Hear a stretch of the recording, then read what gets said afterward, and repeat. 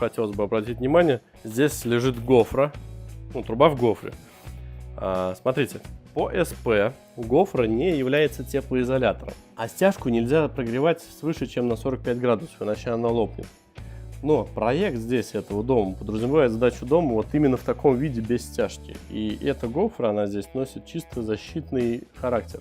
Для того, чтобы в процессе ремонта, строительства дома вот эти вот трубы никто не потоптал, не покоцал, не поцарапал кислородозащитный слой и все остальное. Вот, эту гофру, в принципе, здесь оставлять нельзя. Надо обязательно менять эту гофру полипропиленовую на теплоизоляцию, на шубу.